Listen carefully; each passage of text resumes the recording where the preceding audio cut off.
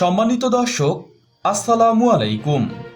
বাংলার তথ্যনির্ভর সর্বশেষ খবরাখবরে যুক্ত হওয়ার জন্য আপনাকে অসংখ্য ধন্যবাদ।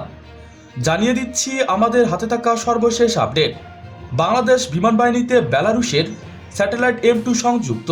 এদিকে নৌবাহিনীতে তুর্কি পেট্রোল বোট।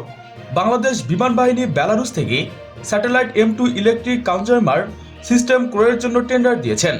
এই ইসিএম সিস্টেমগুলো মিগ-29 যুদ্ধবিমানে ব্যবহার করা হবে। প্রতিটি বিমান 2টি করে ইসিএম পড ক্যারি করতে পারবেন। শত্রুর একটি রাডার হোমিং বিবিআর মিসাইল থেকে সুরক্ষা দেওয়ার জন্য এসব ইলেকট্রিক কনজুমারের সিস্টেম বিশ্বের প্রায় সব দেশই ব্যবহার করে থাকেন। প্রতিটি এয়ারক্রাফটে 2টি করে ইসিএম পড ব্যবহার করা হবে, যেগুলো মূলত মিসাইল পাইলনের সাথে সংযুক্ত থাকবে। ফলে আলাদা হার্ড পয়েন্টের দরকার হবে না।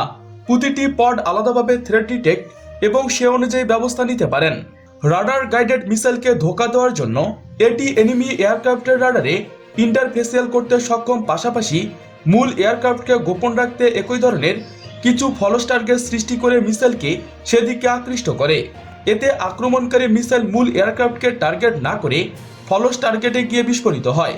এদিকে বাংলাদেশ নৌবাহিনী ও কোস্টগার্ডের জন্য প্রযুক্তি সহ পেট্রোল বোট ও নেভাল ভেসেল অফার করেছে তুরস্ক। তুরস্ক বর্তমানে বাংলাদেশ সশস্ত্র বাহিনীর অন্যতম সরঞ্জাম সরবরাহকারী দেশ। ইতিমধ্যে missile system, animation drone, radar, artillery equipment, arm vehicle সহ সব ধরনের সামরিক সরঞ্জাম সরবরাহ করতে সক্ষম এটি। আরও APC, light arm vehicle, drone system, long range missile আসে তুরস্ক থেকে। নৌবাহিনী ও কোস্টগার্ডের জন্য এটি petrol boat, Naval vessel offer করেছে তুরস্ক। একই সাথে প্রযুক্তি হস্তান্তরের বিষয়ে একমত হয়েছে দেশটি। ইতিমধ্যে তুরস্ক থেকে 8টি এরিস 150 হারকিউলিস আফসোল প্যাটেল ভেসেল কিনেছে কোস্টগার্ড। প্রযুক্তি হস্তান্তর করলে খুলনা ও চট্টগ্রামে এই শ্রেণীর জাহাজ নির্মাণ করা হবে।